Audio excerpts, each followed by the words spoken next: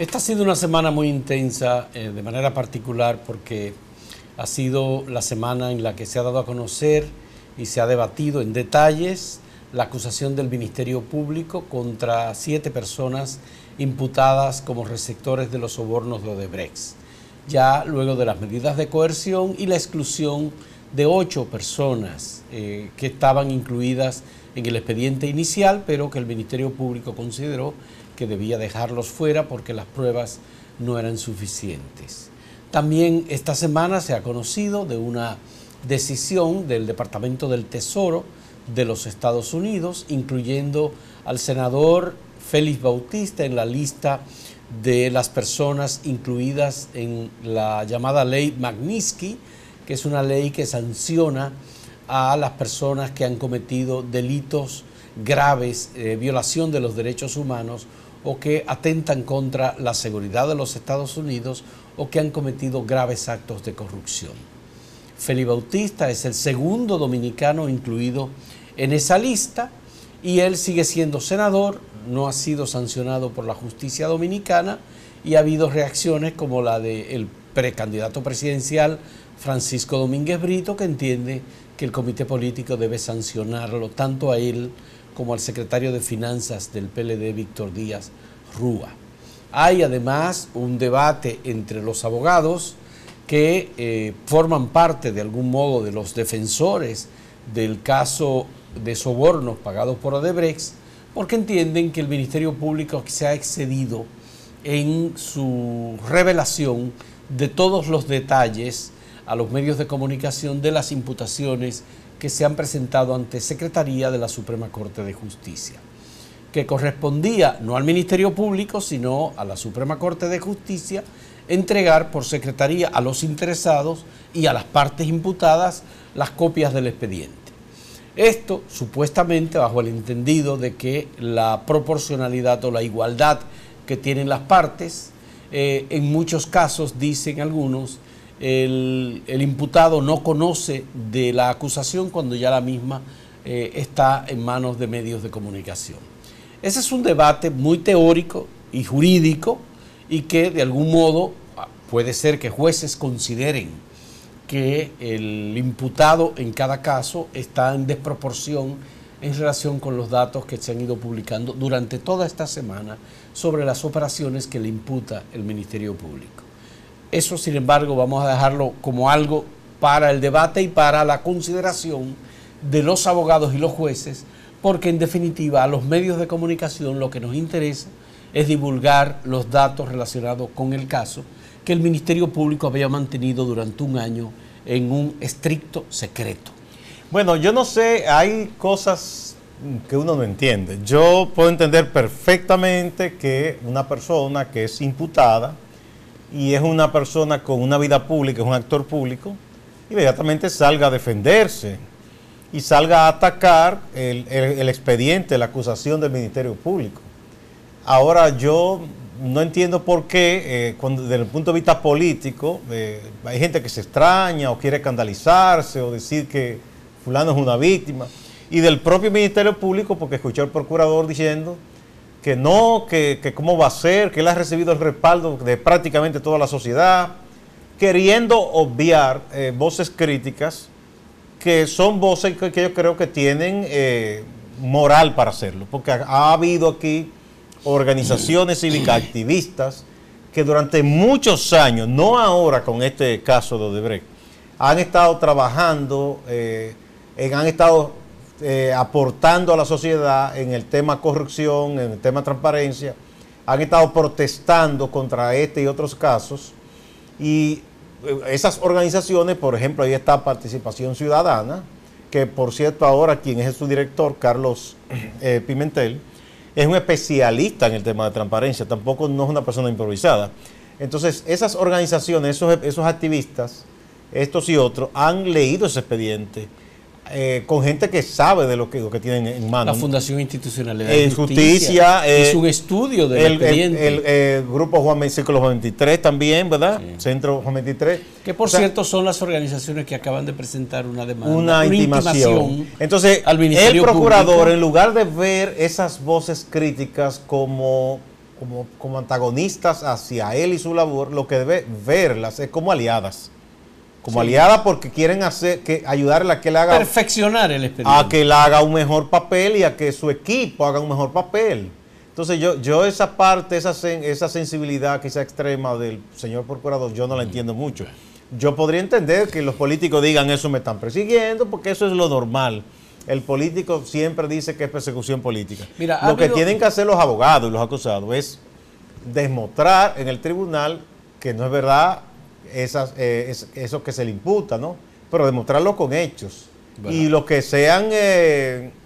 lo que el Ministerio Público entiende que son culpables, tiene que trabajar para demostrar esa culpabilidad. Bueno, Tommy Galán, senador por San Cristóbal y que es el único legislador ahora imputado, ha dicho que sus abogados le recomendaron no responder preguntas a los periodistas y no abordar el tema de la acusación que hay en su contra. Pero él no se ha llevado esa recomendación. Él no se ha llevado de esa recomendación y le ha dicho, yo no puedo quedarme callado con esto. Yo tengo que responder porque a mí hay que demostrarme que yo cometí los hechos que me están imputando. Pero eso es lo que va a ocurrir en el tribunal. Entonces, eso es lo que está ocurriendo. Ahora, él, de todos modos, entiende que al Ministerio Público facilitar la acusación de las 518 páginas, porque en realidad lo que el Ministerio Público ha entregado es el expediente acusatorio de las 518 páginas. El sustento es mucho más. No, las pruebas son... cajas y cajas. 1.711 pruebas dice que tiene el Ministerio Público en este caso. Ahora bien, ¿qué ocurre? Que Tommy Galán está saliendo todos los días. Hoy hay un reportaje amplio en uno de los medios impresos describiendo las operaciones que le atribuye el Ministerio Público a Tommy Galán. Pero eso ha ocurrido con todos los demás imputados. Así es. Entonces, el otro que igualmente sus abogados le han recomendado no hablar o no abordar el tema es el presidente saliente del PRD, Andrés Bautista. PRM. El PRM. Pero ayer Andrés Bautista aprovechó su discurso de salida como presidente del PRM para defenderse, acusar al Procurador General de la República y decir que está dispuesto a ofrendar su propia vida por la defensa de su dignidad. Mira, en todo esto abundan las teorías de conspiración. Todo el mundo comienza a decir, ya había gente diciendo que había un plan de Haití, que Haití como es enemigo de República Dominicana, según algunas personas, que entonces se había puesto de acuerdo con Estados Unidos, que no fue una casualidad que Haití lo invitaran a la reunión del G7 y a nosotros no, tejiendo toda una cosa. Incluso yo me reí porque había unos titulares en algunos noticiarios diciendo que una diplomática de Haití había desmentido que hubiese algo contra Félix Bautista en Haití como un caso judicial. Y en ningún momento ella dijo eso. Tampoco la afirmó, ella dijo, no hay un expediente. No hay un expediente, eso todavía hay que esperar, se está haciendo indagación. Pero el Senado de Haití... Pero ella no dijo una cosa ni la otra de manera tajante, como diplomática, muy inteligente, ella habló en términos diplomáticos. Ya, el Senado de Haití hizo una investigación que encabezó el senador Yuri Latortue, en donde se presentó el caso con Félix Bautista. Se invitó a Félix Bautista a comparecer ante los senadores haitianos. Él no quiso ir. Él no quiso ir, se negó. Y el caso quedó, digamos, en manos del Senado de Haití, que todavía no ha tomado una decisión. Pero hubo varios políticos. Pero esto está relacionado, Gustavo, con los fondos de Petrocaribe. Exactamente. La corrupción con unos 3.000 millones de dólares otorgado por Venezuela a través de Petrocaribe al gobierno haitiano.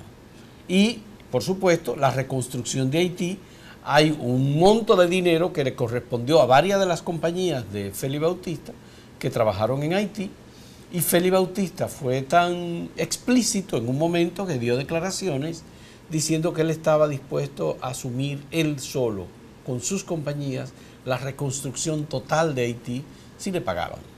Sí. Lo que eso correspondía, ¿no? Entonces, sí, que si le entregaban todas las obras, él la hacía. Él la hacía, exactamente. Claro, él dice, a mí me deben dinero por las obras que yo hice y que no se pudieron concluir, pero fue por el tema de las cubicaciones, más parece que él tuvo que salir de Haití abruptamente. Lo que pasa también que él tiene que decir que sus amigos ya no están en el gobierno. Ya. Porque todo el mundo sabe cómo esas cosas operan. O sea, en un país hay un grupo de políticos que tiene amigos en otro país de un determinado grupo político, se ponen de acuerdo y se favorecen unos a otros. Claro. Aquí hubo mucha gente que hizo un negocio en Panamá y de Panamá hubo gente que hubo un negocio aquí. Pero no solamente negocio, Gustavo, financiamiento de campaña. Carlos Osoria y Félix Bautista financiaron parte de la campaña de uno de los candidatos en Perú. En el Perú. Bailaron posible. En todo eso, sí. Entonces, igual dieron dinero para una campaña electoral en Guatemala. ¿Por qué? Bueno, porque respondían a las peticiones de su líder, Leonel Fernández, que le decía, bueno, hay que apoyar es que son esquemas sí de... Porque cuando viene una elección, desde allá también los mismos hay ayuda, y hay favores, todas esas cosas se hacen, o sea, nadie se llama engaño. Es como a Lula, que mucha gente decía, él no sabía nada. No, él sabía muy bien. Y les recomendó a Odebrecht ayudar a mucha gente en muchos países, amigos de él. Ahora, vamos a hablar, Gustavo, de cuánto es la fortuna de Félix Bautista. Cuando retornemos vamos a hablar de ese tema.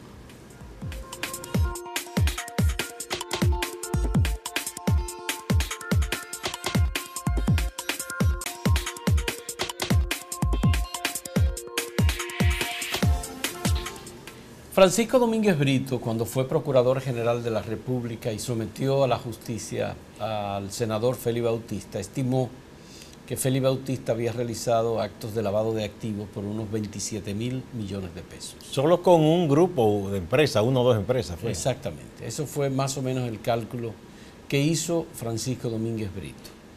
Nosotros, posteriormente, en el año 2012, y para la campaña electoral, publicamos informaciones sobre las operaciones de Félix Bautista, tanto en el exterior, porque él tenía operaciones financieras en Panamá y había participado en la compra de unas compañías que tenían operaciones mineras en Panamá, y eso, bueno, pues despertó la atención. Y a ver, ¿de cuánto es la fortuna de Félix Bautista?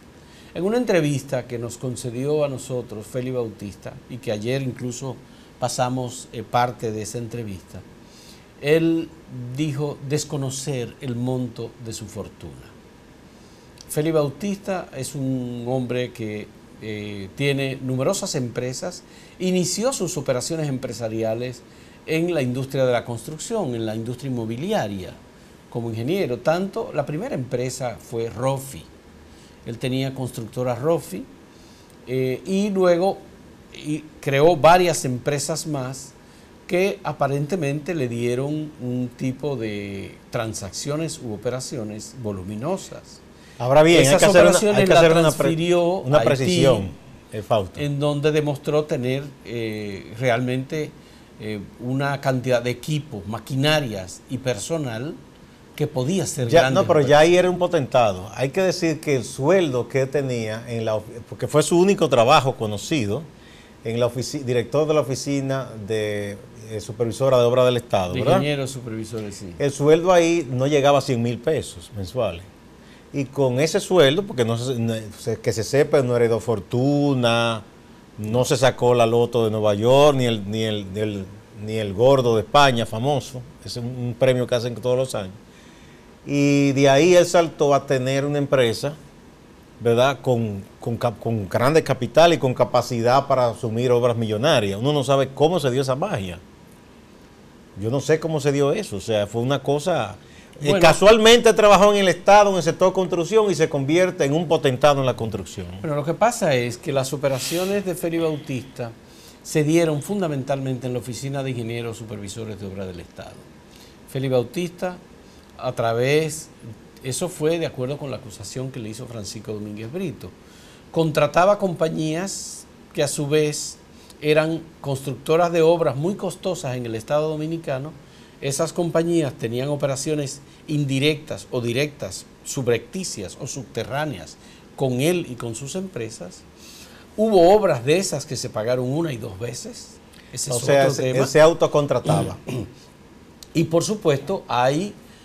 documentado en los expedientes archivados sobre Félix Bautista, hay operaciones verdaderamente escandalosas. Es más, el tema es que no era posible conocer a fondo las operaciones denunciadas por Francisco Domínguez Brito, porque eso tenían documentación y tenía que haber revelaciones o datos incluso del sector financiero que iban a escandalizar más que todo al país y que iban a provocar un escándalo muy grande, sobre todo para el gobierno del doctor Leonel Fernández.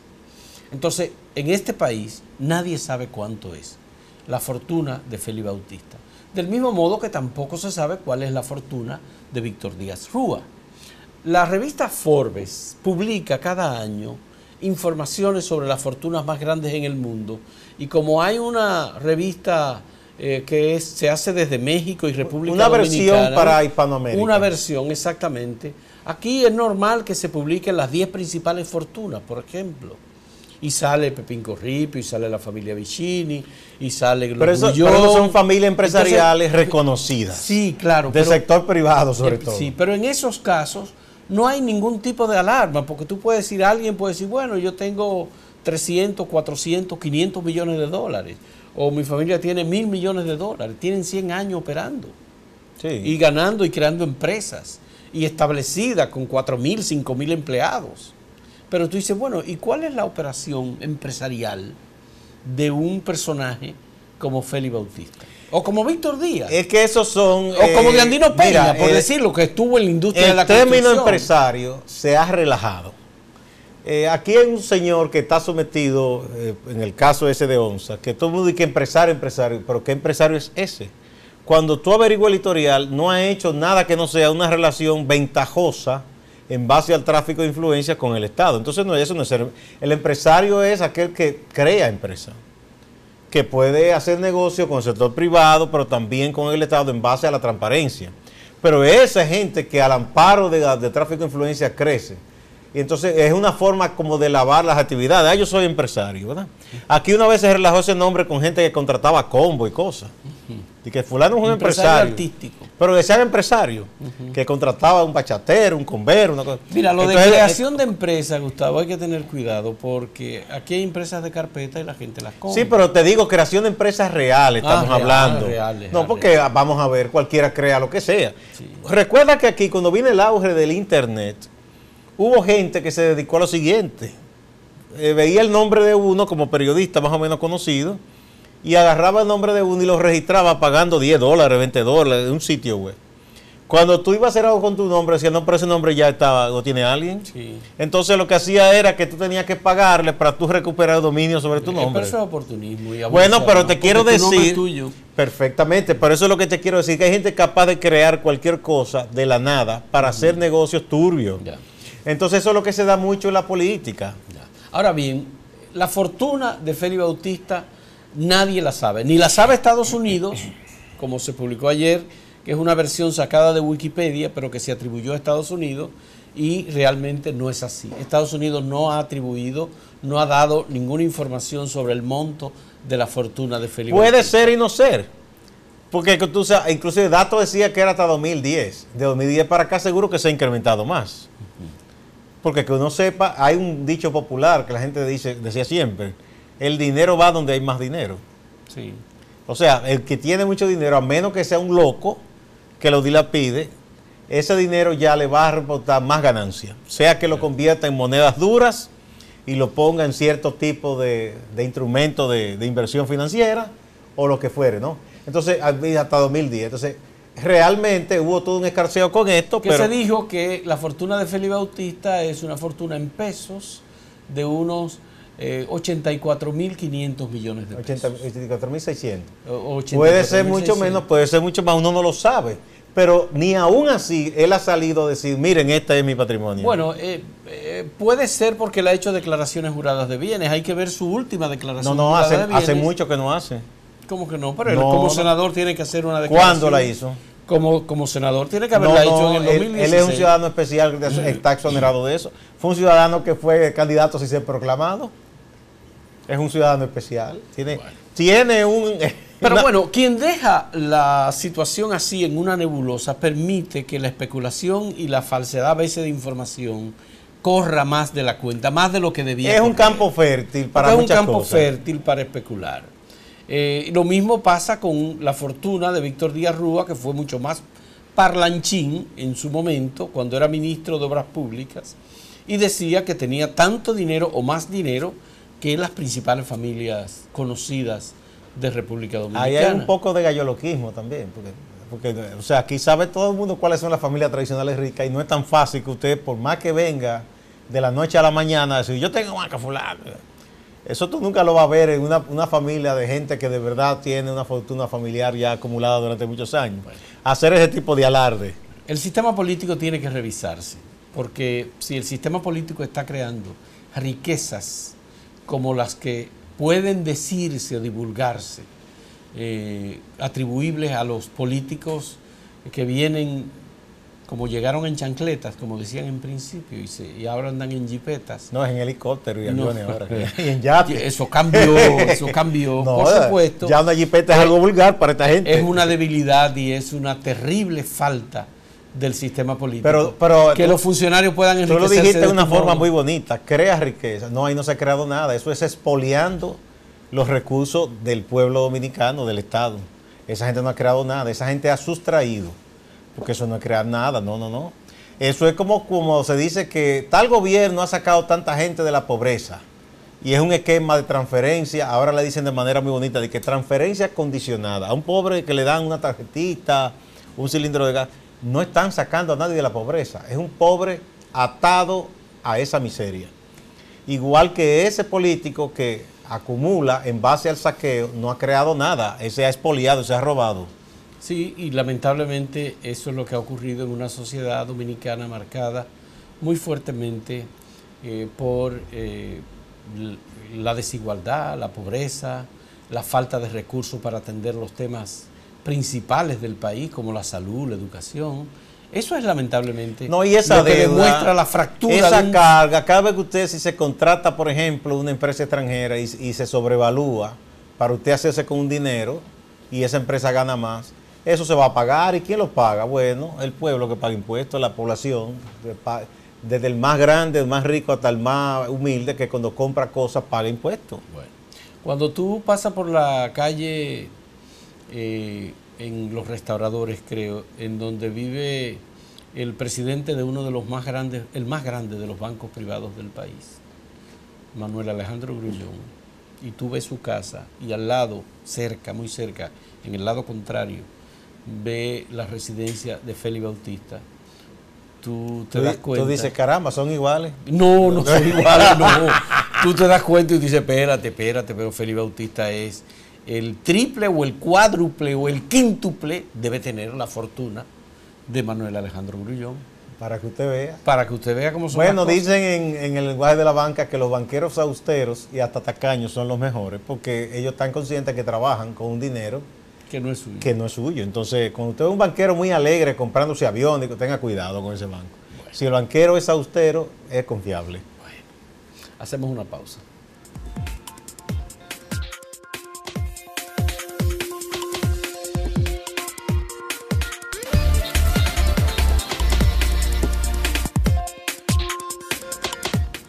Mira, otra queja que me parece sin ningún fundamento que tienen políticos que se ven de pronto en un expediente porque se ha investigado su historial, su enriquecimiento, o por cualquier otra causa. A veces un político que se ha acusado, por ejemplo, de un caso reciente de un funcionario que está acusado de incesto con una hijastra, por ejemplo, ¿no?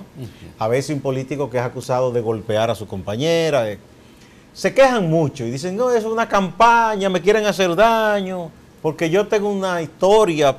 Si usted, una cosa que se debe aprender, si usted es una persona pública, por la razón que fuere, puede ser un artista, un deportista, inclusive alguien de los medios de comunicación, y sobre todo un político, porque el político está llamado a guardar su moral, su ética, a cuidar sus pasos, porque no solo es que lo debe hacer como persona, que le corresponde a cada quien, ¿verdad?, cuidar su nombre, cuidar su imagen y proteger a su familia de cualquier escándalo, sino que usted pide que una población vote por usted para usted administrar lo que es de la población. Entonces, con mayor razón debe cuidar su imagen y cuidar sus acciones. Entonces, mal puede una persona pública enojarse porque se haga un reportaje cuando él ha estado envuelto en un escándalo, porque es una figura pública y la población tiene derecho a saber qué se debate sobre esa persona pública. Por eso a raíz de que ahora los medios están publicando informaciones sacadas del expediente de los hechos que se les imputan a varios de los acusados.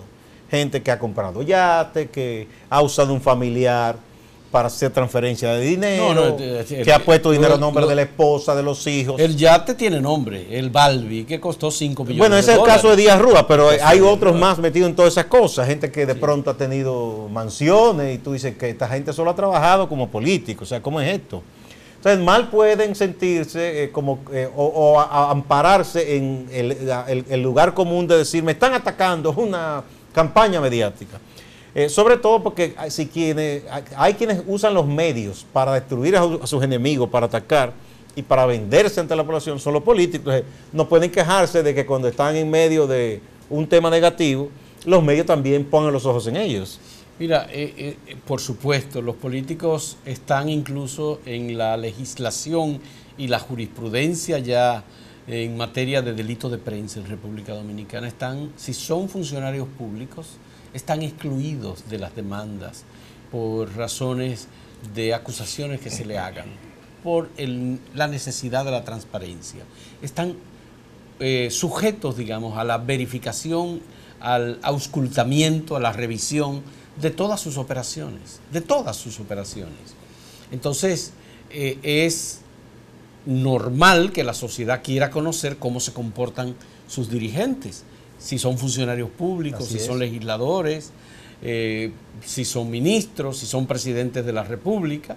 Yo creo que, y además, esto atañe incluso hasta aspectos de su vida privada. Sí, sí. Porque usted pierde la privacidad normalmente cuando accede a una posición pública que le impide tener determinados roces y realizar determinadas actividades. Eso es tan tal que en el caso de figuras que hacen actividades privadas, pero que concitan la atención de la mayoría y que su labor es una empresa que tiene que ver con el público, por ejemplo, un equipo de fútbol, de baloncesto, de béisbol, por ejemplo, si esa figura, que es un líder en ese aspecto, comete algunas acciones que puedan hacer daño al negocio que hace esa empresa, puede ser baloncesto, béisbol, fútbol. O fútbol. O, en el caso incluso ¿Tú sabes que hoy Cristiano Ronaldo aceptó pagar con 2 años y medio de cárcel y 18 millones de euros sus faltas con el fisco español? Sí, porque defraudó al fisco. Sí, es un caso que venía por ahí. Bueno. Y ya antes el mismo Messi tuvo que ponerse de acuerdo con las autoridades españolas y pagaron dinero que él atribuyó a que sus contadores y sus abogados lo asesoraron mal. Bueno, eso pasa, eso suele pasar. Como cuando estaba en auge la venta del disco, que ya no es el gran negocio como antes, una casa de esa grande, cuando una de sus figuras llevaba su vida por mal camino, ellos mismos tomaban a ese artista y le decían, mira fulano, vamos a internarte un tiempo, a desintoxicarte de esas drogas, tú tienes que dar otra imagen, tú tienes muchos niños que te siguen, mucha gente, porque dañaban a esa misma persona que en sí misma es una empresa, un artista, y dañaban el negocio. Pero recientemente en Estados Unidos, una de las grandes compañías de televisión canceló la serie más popular que tenía. Por un comentario un productor racista y irrespetuoso de la protagonista de la serie. Exacto, Roseanne. Y además, productores de Hollywood que se han visto con todo esto puesto en evidencia con el movimiento Me Too, que está en contra del acoso sexual. De manera que si usted es figura pública, usted está expuesto y no puede venir con ñoñería, porque si no, dedíquese a otra cosa y a no ser figura pública ni en la política ni en ningún ámbito. Así es. Señores, muchas gracias por la compañía, que tengan un buen fin de semana. Que disfruten el Mundial de Fútbol. Que disfruten, sí, por supuesto, vamos a seguir disfrutándolo. Y hasta el lunes.